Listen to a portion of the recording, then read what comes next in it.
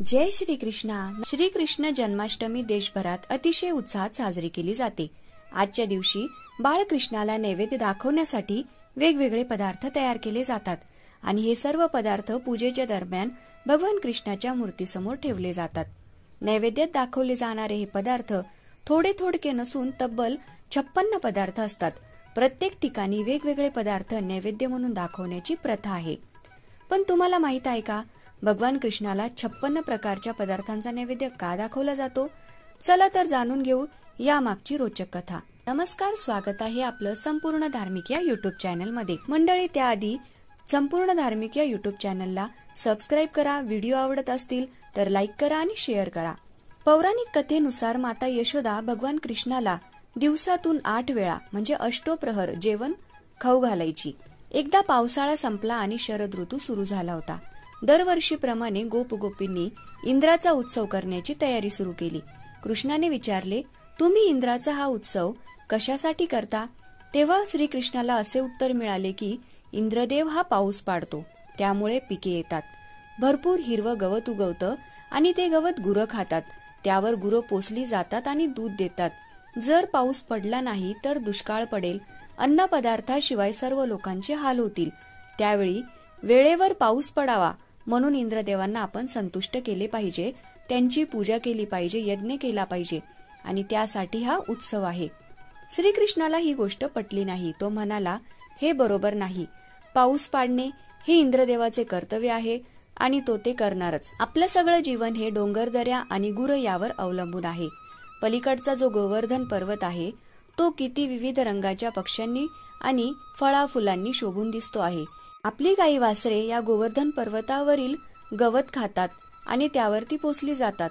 मग आपण सर्वांनी या गोवर्धन पर्वताचा आणि गाई वासरांचा उत्सव करूया। श्रीकृष्णाचे हे बोलणे सर्वांना पटले। तेव्हा सर्वांनी गाई वासरांना वेगवेगळ्या फुलांनी सजवले आणि गोवर्धन पर्वताला प्रदक्षिणा घातली आणि मोठा उत्सव केला। सगळ्यांना आनंद झाला, पण इंद्राला हे काही आवडले नाही। आपला उत्सव या गोपांनी केला नाही म्हणून त्याला राग आला आणि त्याने जोराचा पाऊस पाडण्यास सुरुवात केली। हे बघून सगळे गोप घाबरले।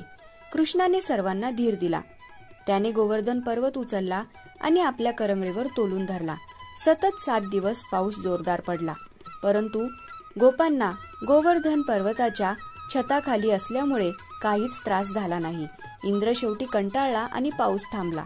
सगळेजण कृष्णासह परत गोकुळात आले आणि तेव्हापासून कृष्णाला सर्वजण गोवर्धन गिरीधारी असं म्हणू लागले। ब्रजवासियांना प्रचंड पावसाच्या प्रकोपापासून वाचवण्यासाठी कृष्णाने सलग 7 दिवस अन्न आणि पाणी ग्रहण न करता गोवर्धन पर्वत आपल्या करंगळीवर उचलून धरला होता।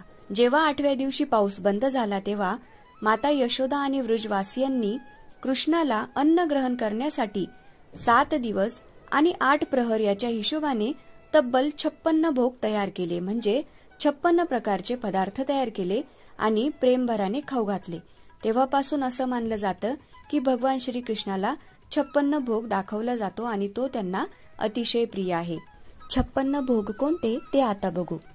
भात, डाळ, चटणी, कढी, दही शाकजा म्हणजे दह्याची पातळ भाजी, शिकरण, सरबत, बाटी, मुरांबा, त्रिकोण साखरेचा, वडा, मठरी, फेणी, पुरी, शतपत्र म्हणजे खजला, घेवर, मालपुआ, धिरडे, जिलेबी, रसगुल्ला, धृतपूर, मिष्टान्न, दह्याची कोशिंबीर, थुली, लवंगपुरी, खुर्मा, गोधूम म्हणजे भरडलेले धान्य, परीखा, सुफलाढ्या म्हणजे बडीशेप, दधिरूप, मोदक, शाक म्हणजे भाजी, लोणचे, खीर, पायश, दही, गाईचे तूप, लोणी, साय, रबडी, पापड, काकवी, लस्सी, सुवत, मोहन, सुफला म्हणजे सुपारी, सीता म्हणजे वेलची, फळ, तांबूल, मोहनभोग, लवण, कषाय,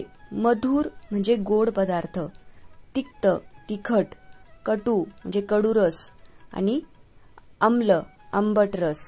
परंतु विविध स्थानांप्रमाणे गावाप्रमाणे या पदार्थांमध्येही बदल असू शकतो। हे आहेत भगवान श्रीकृष्णाच्या नैवेद्यासाठी 56 भोग। व्हिडिओ आवडला असेल तर लाईक करा, शेअर करा आणि संपूर्ण धार्मिक चॅनलला सबस्क्राईब करा। धन्यवाद।